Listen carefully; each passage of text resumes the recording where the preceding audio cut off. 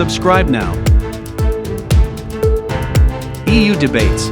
At this hour of the afternoon, having gone through a number of morning meetings and discussions, I'm looking at my wisdom of thoughts, and I think the water of the well is running out, because there have been so many significant, important statements that I'm trying to figure out how to condense my statement. And because of that, please bear with me for a few remarks from my vantage point and some key technical aspects of the process we are starting today. First, this process is going to be long, complicated, protracted, difficult, and the road ahead of us is going to be very steep.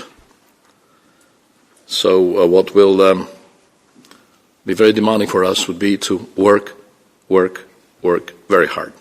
It's not easy, and it's not a given. So the potential of the Union for the future to help propel the European project onwards is huge. And the fate of the Union matters a great deal to my country. What happens in Europe is world historical in terms of importance.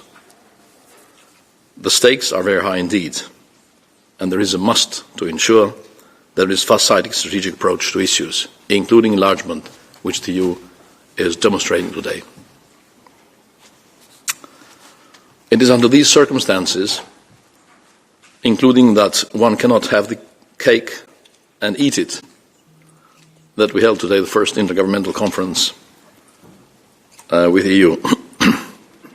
From today onwards, for us, some of what we have described before, undelivered promises, are only a thing of the past.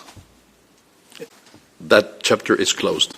De facto and de jure, the integration process for us starts today. Thank you very much.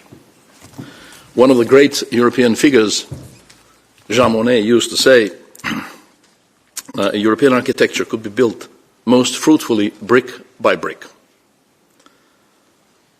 That's what is being done today. We are laying the first brick, taking the first step on what is going to be a long membership marathon. For those like myself, who have spent half of their life in EU countries, we want to see the EU get stronger and prosper. I can see the evidence as to why sovereignty plus large-scale build-up, as you said, dear Commissioner, benefits are so strong in our society.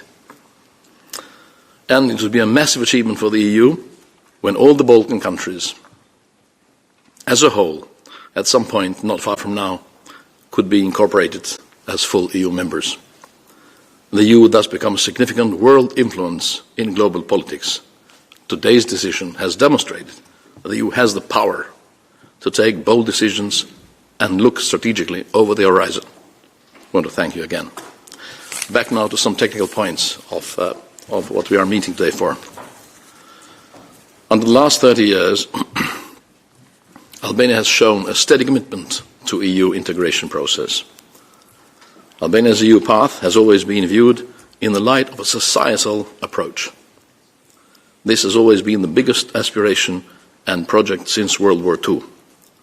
It has served and it serves to us as a backbone of the strategic framework of the country. Albania took part in the explanatory meetings as early as 2018-2019. This has allowed us to prepare for an analytical overview and assessment of alignment. Since then, our institution, as the Minister also indicated, have continued to work to make legal, institutional and administrative gap analysis. With regard to interinstitutional coordination, the Albanian government carried out a reconceptualization of the structures responsible for European integration.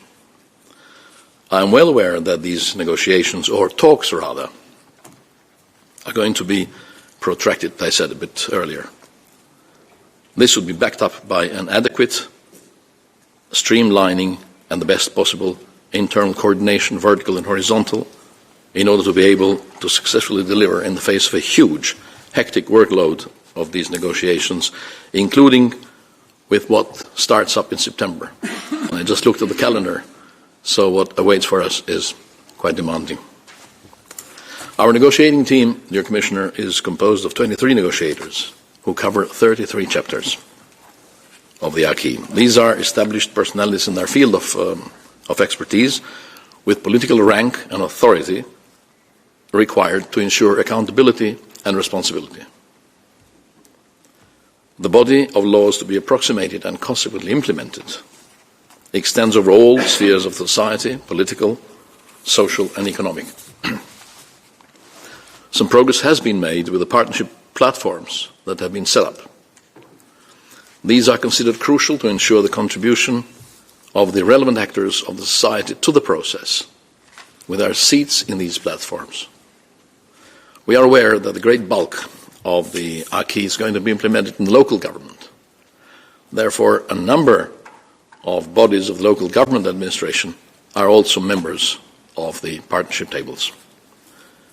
Since the informative screening in the year 2018-19, the legal and institutional administrative gap analysis for the 33 chapters have been drafted and updated, some partially, some in full, and for some work is in progress. Tables of concordance, along with LGAs and the YAGAs, have been also prepared or are in the process of being prepared. We are aware of the importance for an in-depth analysis of where the national legislation stands today vis-à-vis the acquis. Sensing that the date for the first IGC was getting nearer and nearer, I requested, and we did start, mock exercises for the bilateral screening, initially for the fundamentals cluster chapters. These exercises are continuing and will gradually extend to all chapters. These include drafting relevant bilateral screening presentations for each chapter. Our teams have worked meticulously to present as clearly as possible the achievements hitherto in every sector and subsector, and we look forward to the future. I'm aware that presenting our current stage of progress, achievements to the Commission will impact directly on the screening report which you just mentioned, dear Commissioner, and consequently the roadmaps for each of the chapters, and my country will be invited to prepare drafts of the roadmaps as it is in the document. So a lot of attention is therefore devoted to this issue. The enlargement process has been stalling for 3 years now. We are aware, however, that it has not been easy, but we are today extremely happy in this momentous moment for our country. Let me tell you that this period has not been lost for us. It has been also beneficial and advantageous, because we used it to prepare ourselves a little bit better for this day, and to make full use of the opportunity that is given by the period that we have been waiting and waiting. By way of concluding, let me reiterate my deep appreciation to you, dear Commissioner, to the European Commission, to your professional staff in your area of responsibility for enlargement, and in particular also to Member States. I cannot mention names because I might forget somebody, but I can see all these names need to be mentioned. My Prime Minister also mentioned 1 or 2 names during his statement today, all deservedly well. You have been supporters, and staunch supporters actually, over the years for my country. Our relations are entering a new phase today. These relations, as you put it, dear Commissioner, will significantly widen. I trust both of us will have a fruitful and highly positive collaboration. Albania is ready, and we look forward to working hard and intensively with you. Thank you. Thank you very much.